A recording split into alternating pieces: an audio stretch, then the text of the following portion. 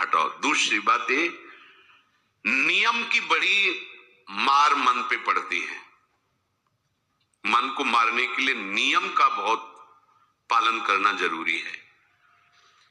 आप अपनी दिनचर्या ऐसी बनाए, या गुरुजनों से जो पास हुई दिनचर्या, आपके पास प्रातः काल से शयन काल तक 1 मिनट भी खाली नहीं होना चाहिए। ये आप देख लो। जो अभी तक चर्चा हुई वो पूरे संसार में दोष दृष्टि करके भोगों के प्रति या प्रभु पे महत्व बुद्धि करके छोड़ दो, राग छोड़ो।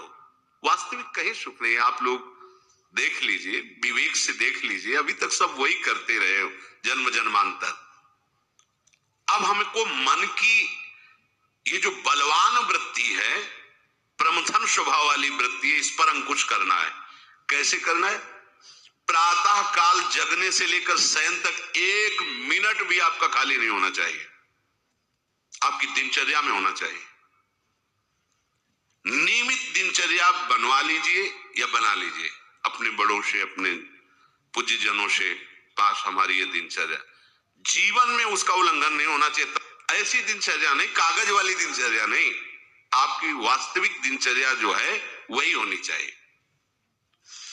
जिस समय जो आदेश हुआ है कार्य का, आपको उसी समय वही कार्य करना है। इससे मन तुम्हारा मरेगा, मन के अनुसार। यहां क्या है कि रोज सुनते, आज नहीं सुनेंगे सत्संग, क्या है सुबह तक रोज वाणी पाठ में जाते, नहीं जाए 6 बजे तक सो रहे हैं, शाम के रात्रि तक, या ये ठीक नहीं। चलो आज ऐसा कर ले, नहीं ठीक नहीं। जो नियम दिया गया वैसे ही चलो।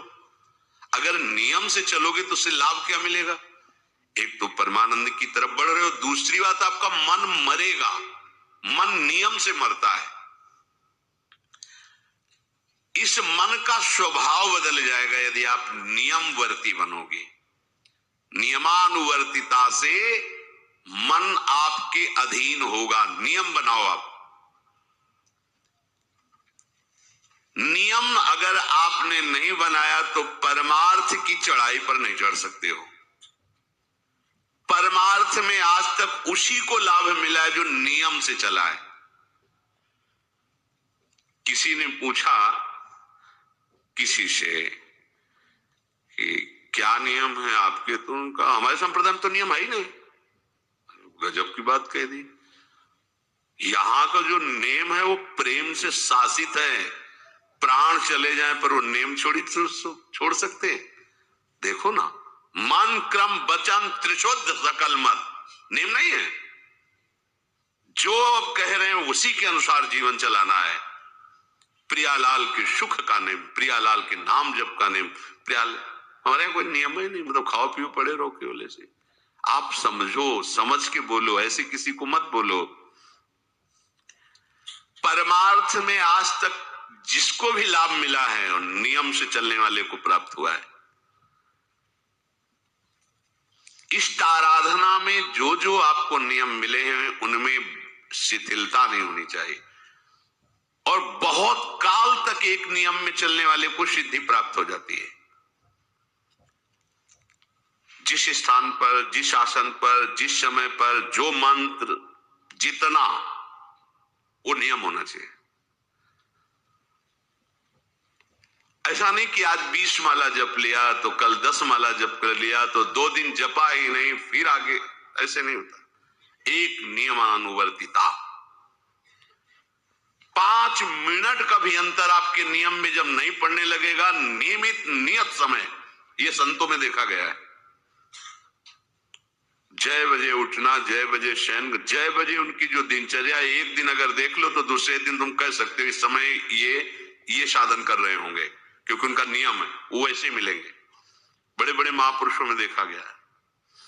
ये 2 बजे के जगने का समय तो मतलब जैसे लगभग विषयी पुरुष सब सोते हैं, ऐसे लगभग जो भगवत प्राप्ति की लगन वाले साधु 2 बजे जग जाते सब। ये नहीं कोई आश्चर्य की बात नहीं है, हमने देखा है। गंगा के किनारे जैसे 2 बजे शुरू हो जाता है कुआं से जल अर्चना और सब दिनचर्या, गंगा नहाने के लिए फिर जाना, बाद में यहीं से स्नान करके फिर बाद में गंगा स्नान करने जाना। जो अनियमित साधन करता है, यद्यप साधन अविनाशी, पर मन मरेगा नहीं, मन अधीन नहीं होगा, ध्यान रखना। अनियमित, नियमित, आज 1 घंटे बैठे, कल 30 मिनट बैठे, परसों 10 मिनट और फिर आगे बैठे ही नहीं 2-4 दिन, बिल्कुल नहीं, ऐसा नहीं। चाहे 10 मिनट से शुरुआत करो तो 11 होना चाहिए, कभी 9 नहीं होना चाहिए। और बार बार दिनचर्या का परिवर्तन नहीं होना चाहिए, मंत्र का परिवर्तन नहीं होना चाहिए, नाम का परिवर्तन नहीं होना चाहिए, खाने पीने का, शयन का, जगने का बिल्कुल नियत समय होना चाहिए मन को वश में करने के लिए। ये जो लोग ने कि जब जहां जैसे आया चिड़िया की तरह चुनते रहते हैं, कुछ लोगों को तो देखा है, यहाँ तो शासन है, सत्संग में भी बोतल खोली, एक एक घूंट ऐसे थोड़ी थोड़ी देर पर, अरे मर थोड़ी जाओगे, अमृत बरस रहा है भगवत चर्चा को, उसका पान करो। चिड़िया की तरह कभी ऐसे जेब में डाले, वो रंगीन पुड़ियों नहीं होती ऐसे थैली निकाला, भुजिया चवा 2 पानी, ऐसे मर थोड़ी जाओगे। एक बार भोजन डाल दो, प्राण पोषण होता रहेगा, एक बार नहीं 2 बार से। इसके बाद ज्यादा ये नहीं होना चाहिए, थोड़ा ये पाया, थोड़ा वो पाया, थोड़ा प्रसाद में मिले प्रणाम कर लिया, जरा चख लिया, रख लिया, और जब प्रसाद पाएंगे तब पा लिया। बार बार खान पान से भजन में विक्षेप पहुंचता है। अगर मन को मारना है, भगवत प्राप्ति करना है, तो खान पान का समय, शयन का समय, शयन का समय मानो आप 9 बजे से 2 बजे तक, 9 बजे आप सैया पर होना चाहिए। 2 बजे आप सैया छोड़ ही दो, नींद आई हो या ना आई हो, इससे कोई मतलब नहीं। नियम सो नियम, यानी आज रात में नींद नहीं आई तो आज सो लेते, नहीं, उठो तुरंत। आपकी दिनचर्या, अपने लोगों ने अभ्यास जब किया ना, तो उसमें ये नहीं कि जग के विचार करना है कि उठना है, जीव ही घड़ी पर दृष्टि गई। आज तक भगवत कृपा से कभी अलार्म नहीं लगाया, बचपन से लेके अभी तक। मिले ही घड़ी तो अलार्म क्या लगाए, गंगा के लिए घड़ी लेके कौन घड़ी देगा, गरीब किसानों के। एक समय निश्चित 5-10 मिनट के अंतर की बात नहीं कहते, तुरंत वस्त्र हटाओ, तुरंत। ये नहीं कि ओढ़ के ध्यान करेंगे, वो ध्यान नहीं होगा, वो सो जाओगे। वो पहले अगर सर्दी के समय हटा दिया, ऐसे खुले बैठो, ठंडी लगेगी। अब नाम जप करो जितनी देर तुम्हारा नियम हो, नहीं तो चलो अपना शौच स्नान पवित्रता, फिर उस शयन वाले आसन पे न बैठे। अगर फिर नहा धो करके बैठ जाओगे तो एक नींद पूरी और हो जाएगी उसमें। और प्राय लोग यही करते हैं ना कि पहले तो बोले नहाने धोने की जरूरत नहीं, नाम जप कर लेंगे, उसी में बैठे। ओढ़ के अगर बैठ गए तो सूर्य उदय हो गए, कितने नाम जपा उनको खुद पता नहीं, क्योंकि वो कम्बल की उसमें, या नहा के जल्दी से उड़ के बैठ गए फिर सो गए। ऐसे साधना नहीं होती। स्नान करने के बाद फिर आसन में बैठ के बहुत साधारण अवस्था, ऐसा नहीं कि खूब गरम गरम कम्बल ऐसे ओढ़, नहीं, ठंडी लगनी चाहिए, शांत बैठ, आंख खुली। ध्यान नहीं करना चाहिए, आंतरिक ध्यान करो। आंख मूंद ली ना तो सुषुप्ति में पहुंच जाओगे। ध्यान पूर्वक ऐसे, जैसे चातक स्वाति की बूंद को निहारता है। भागवत में आया कि कैसे सुरता होना चाहिए, वक्ता के प्रति चातक दृष्टि से देखते, एक एक शब्द श्रवण इंद्री से वो पान कर रहा है, ऐसे शांत तो एकदम देखते हुए ऐसे पान। श्रुता सोई परम सुजान, सुनत चित रति करे। आपके वस्त्र पहनने का ढंग, चलने का ढंग, बोलने का ढंग सात्विक होना चाहिए। सोमवार को अमुक रंग का, मंगल को अमुक रंग का, बृहस्पति को अमुक रंग का, ऐसे। चलने की भी अलग अलग स्टाइल, अलग अलग से डालना। कब अगर भगवत प्राप्ति करनी है तो सात्विक चाल हो, सात्विक भाषा हो, सात्विक वस्त्र हो। इनका भी बहुत प्रभाव पड़ता है, वस्त्रों का भी प्रभाव पड़ता है, चाल का भी प्रभाव होता है। अभिमान की चाल देखना, छाती में हड्डी हड्डी पर फैला के चल रहे मानो सूरवीर है। हाँ, जांग में मांस नहीं है, केवल पैंटे दिखाई दे रहा है, बात ऐसा अभिमान ऐसे टांग चला मानो ये सब नहीं, सात्विक वृत्ति से चलो, सात्विक कपड़े पहनो। ऐसा नहीं कि अब लाल ही पहनना है तो अमुक कंपनी का आना चाहिए, लाल रंग का या पीले रंग का।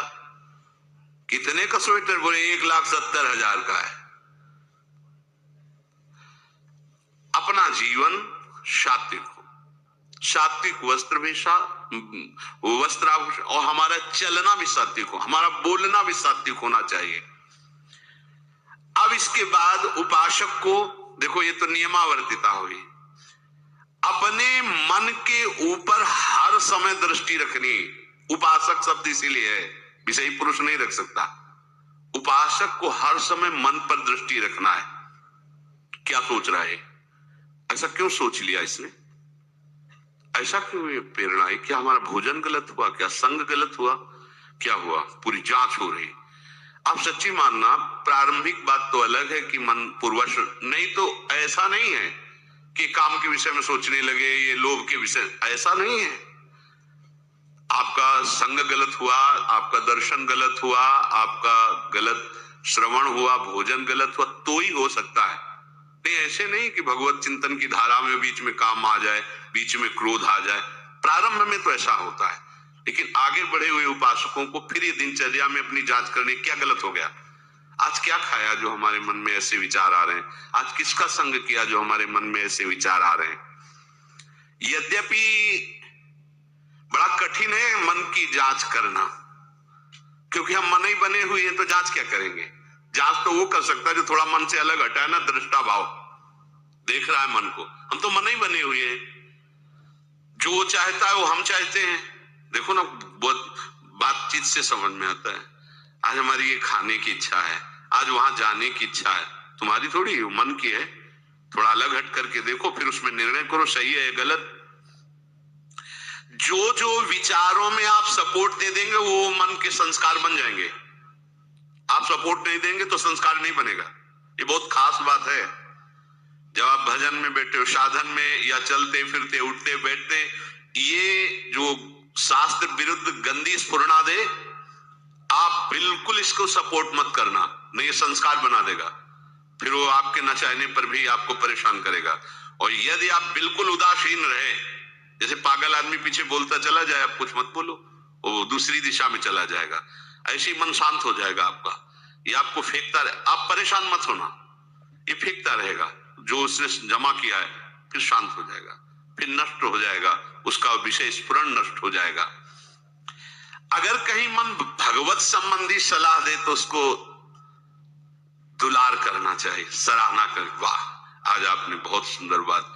मन आपको कभी कभी अच्छी सलाह दे, और जहां आपको बुरी सलाह देने लगे तो फिर उसको धिक्कार दो कि प्रभु से बढ़कर तुमको ये लगा, प्रभु के नाम रूप से बढ़कर लगा। अंदर होना चाहिए, बाहर भले मत। ऐसे हो गए ना, वो सुधरने लगेगा। बस ये अच्छे से ध्यान रखो, जब ये गलत प्रेरणा करे तो या तो एकदम उदासीन, और या फिर इसको डांट लगा दो, प्रभु की तरफ चलना है, क्या गंदी बात अंदर। नहीं नहीं, अभ्यास से मन असत कार्यों को छोड़कर भगवत कार्यों में लगने लगेगा। धीरे धीरे जब इसको स्वाद मिलेगा तो पूरा का पूरा ये आपके अधीन होने लगे। ऐसा नहीं है कि मन वश में, मन वश में की वश की बात, मन की ताकत नहीं होती कि विषयों में चला जाए। आप करके तो देखो भजन, नहीं ऐसा होता तो पूरा जीवन बर्बाद हो जाए। फिर जो मन ही वश में नहीं होता फिर क्या, नहीं ऐसा नहीं, पूरे जीवन को। अरे ये तो वो यूट्यूबर है जिनके 1 लाख सब्सक्राइबर है। हेलो मैम, आप वो यूट्यूबर रक्षा है ना? हाँ हाँ बोलो। मैं को पढ़ा है, साधु की सबसे बड़ी पढ़ाई मन की होती है, वो मन को पढ़ता है, पूरे जीवन मन को पढ़ा है, उसने देखा है मन अब क्या परिवर्तन, अब क्या परिवर्तन, अब क्या स्थिति, अब क्या स्थिति। सच्ची मानिए, एक दिन मन मनमोहन बनकर के अनुभव करा देता है, कहीं और अनुभव नहीं होता, इसी में अनुभव होता है, निहाल कर देता है, धन्य धन्य कर देता है। बस इसके असत वासनाओं, असत चेष्टाओं, असत स्फुरणाओं का आप साथ न दें, तो ये आपसे अलग हो नहीं सकता, ये भगवदानंद में डुबो देगा। इसे अधिक से अधिक भगवत चर्चा सुनाओ, इसे अधिक से अधिक प्रभु की छवि के दर्शन कराओ। देखो, भरो, मन में भरो, खूब भगवत चर्चा करो। प्रभु की श्री विग्रह, आप जिस कमरे में शयन करते हो उस कमरे में कहीं भी कोई सांसारिकता नहीं होनी चाहिए। परिवार की फोटो या किसी अन्य आकर्षणकारी वैभवशाली की फोटो, ऐसा नहीं, या कोई अपने आराध्य देव गुरुदेव संत भगवान, एक से एक भगवत प्रेमी महात्मा, उनकी संतों की छवि, प्रियालाल की छवि, जिधर दृष्टि जाए भगवत स्मृति में लगा दे। उठते बैठते अपना तो कमरा अंदर से ऐसा ही होना चाहिए, पूरे कमरे में नाम लिख लो, राधा राधा राधा वल्लभ श्री राधा राधा राधा राधा, या लिखी हुई टांग, बहुत आपको लाभ मिलेगा। जिधर अब राधा राधा राधा, अखंड स्मृति। और जो आपका वास्तविक साधन कक्ष हो, शयन कक्ष हो, अगर ऐसा हो जाए तो बहुत बढ़िया है। अन्य का प्रवेश ना हो, कोई भी हो, सदगुरुदेव की शिवा, आराध्य देव की शिवा, उसका आप देखना, इसका बहुत बड़ा प्रभाव होता है। कई बार इस बात का अनुभव हुआ कि जैसे बाहर मन विक्षिप्त हो गया किसी बात से, किसी उपासक से, और ये भी एकदम जैसे एकदम बदल गए व्यक्ति, और भजन बड़ी तीव्रता से होने, क्योंकि वहां परमाणु भजन के वो भागवती कक्ष होता है। इसके लिए भाई जी ने भी सावधान किया, अगर ऐसा हो जाए तो, मान लो असुविधा है तो कोई बात नहीं, अगर ऐसा हो जाए कि भगवत मार्ग के पथिक का जो वास स्थल है, जहां वो शयन करता है, बैठता है, उसमें सांसारिक पुरुषों का प्रवेश ना हो। इसलिए हो सकता शब्द लगाएगा, एक ही परिवार में रहते हो, आप ऐसा झगड़ा करोगे कि हमारे कमरे में ना जाए कोई रिश्ते नातेदार या अन्य परिवार के सदस्य, कठिन हो जाएगा। अगर हो सकता हो तो भगवत प्रेमी महात्मा की शिवा, भगवत भजन करने वाले की शिवा प्रवेश न हो, तो आप देखो कि उस कमरे में ऐसी परमाणु आ जाएगी कि आपका मन वहां प्रवेश करते ही भजन में लगने लगेगा, बड़ी शांति का अनुभव होगा। इसे खूब भगवत चर्चा सुनाओ, भगवत चर्चा करो, और भगवत श्री विग्रह के दर्शन कराओ, बड़ा लाभ मिलता है। जैसे आप जहां शयन कर रहे हो, सामने अगर अपने आराध्य देव की छवि हो ना, बार बार बार बार दर्शन का शौक, और कभी कभी तन्मयता एकाग्रता करते हुए अगर शयन कर जाओ तो स्वप्न में वही छवि के दर्शन करते हुए पाया जाता है। एकाग्रता का बड़ा महत्व है। अगर आप नाम में एकाग्र करके सो जाओ तो आप देखो जगते समय आपकी वही नाम चलता मिलेगा। मन के कहने में कभी अपने आप को मत फंसाओ। मन लोभी, मन लालची, मन चंचल, मन चोर, मन के मत चलिए नहीं, ये पल पल में कुछ और, ये भटकाता रहता है। जब तक ये प्रभु की तरफ आपको प्रेरित ना करे तब तक इसको अपना दुश्मन मानकर इसका विरोध ही करते रहिएगा।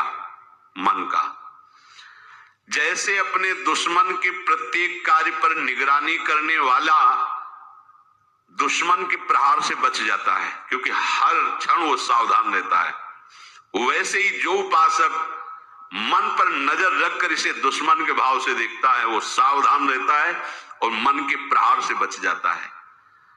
जहां कहीं ये उल्टा आपको ले जाने के लिए करे, बस इसकी सुनना नहीं, बिल्कुल इसके विरोध में हो जाना। ये बड़ा बलवान है पर तुमसे बड़ा नहीं, ध्यान रखना, ये तुम ही से बलवान है, तुम ही से खा पी के तुम्ही को पटकेगा अगर इसके अनुकूल रहे। और अगर आप अपने, तो ये इसकी ताकत नहीं आपको गिरा दे, क्योंकि बिना सपोर्ट के आपके कुछ नहीं कर सकता। पक्का आप सपोर्ट मत कीजिए, ये आपका कुछ नहीं बिगाड़ेगा, पर इसका स्वभाव है कि एक क्षण में अपने अनुकूल कर लेना। जहां दिखाया कि हम आपको ऐसा सुख प्रदान करेंगे, जल रहे हो ना, अभी आनंदित हो जाओगे तो आप दस्तखत कर दोगे, जी बस वो ले गया। आपके दस्तखत के बिना कुछ नहीं कर सकता। कई बार इससे उपासक को हारना होगा, क्योंकि बताया नहीं वो दस्तखत करवा लेगा, पर तुम साहस मत छोड़ना इसके परास्त करने का। सैकड़ों बार ये हराता है, सच्चा उपासक वही है कि गिर करके, हार करके भी उसको हराने का उत्साह न छोड़े। ये हरा देता है, बहुत बार हरा देता है, क्योंकि पूर्वाभ्यासी बहुत दांव पेच जानता है। हमको अपने अधीन किए रहता है, कई बार तो ऐसे ढंग से हराता है कि समझे नहीं आता कि मुझे हरा रहा था क्या। जब हार गए तब लगता है हाँ हार तो गए, इसका मतलब हमको हरा रहा था। हिम्मत मत हारना, जीत तुम्हारी होगी, क्योंकि तुम प्रभु के सीधे अंश हो और ये तुम्हारी ताकत से बलवान हो रहा है। दृढ़ता से लड़ो तो दिन दिन तुम्हारा बल बढ़ेगा और मन का बल घटेगा, और यदि इसका सपोर्ट करते रहोगे तो इसका बल बढ़ेगा, तुम्हारा घटेगा। तुम इस पर जिस दिन विजयी हो गए तो ये मन न रहकर श्री कृष्ण हो जाएगा। पर ध्यान रखना, ये बहुत चतुर है, ये कभी डरवाएगा तुमको फिर अपने अधीन करेगा। ऐसा ही होता है, कभी फुसलाएगा, कभी लालच देगा, कभी बड़े सुख का प्रलोभन देगा, परंतु तुम इसके धोखे में मत आना, भूल कर इसका विश्वास न करना। अपनी हिम्मत टूटने न पावे, लड़ने में कमी न होने पावे, इससे लड़ाई लड़नी। यहां हम मन से तो लड़ते नहीं, बाहर झगड़ा करते घूम रहे, इससे लड़ो, ये बेईमान जो हमको परास्त कर रहा है। अंत में आप देखोगे आपकी आज्ञा पर खड़ा हो जाएगा हाथ जोड़, आप जैसा ये विश्वासी सेवक बन जाएगा। मन को कभी निकम्मा मत रहने दो। अब तो सब हो गया, वाणी पाठ भी हो गया सब, 3 घंटे तो कोई बात है नहीं, 3:30 बजे शाम के जाना है। 3 घंटे में वो इतना मसाला एकत्रित कर देगा कि 3 महीने में तुम सत्संग के द्वारा उतना सामग्री नहीं एकत्रित कर पाओगे उसको हराने के लिए। बहुत चतुर है, इसको खाली मत रखो। एक आदमी ने भूत सिद्ध किया, भूत सिद्ध हो गए। भूत ने कहा कि काम बताओ हमें, अमुक काम, एक क्षण में कराया, और बताओ। और क्या बताएं? बोले काम नहीं बताओगे तो उठा पटक देंगे तुम्हें, हम तुम्हें मार देंगे हम। वो जो भूत सिद्ध करने के लिए मंत्र दिया था, वो गुरु के पास गया, बोले महाराज वो तो कह रहा मार डालेंगे अगर काम नहीं बताओगे।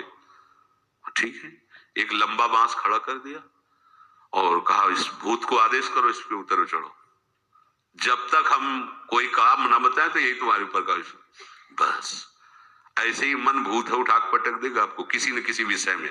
इसको काम बताओ, क्या?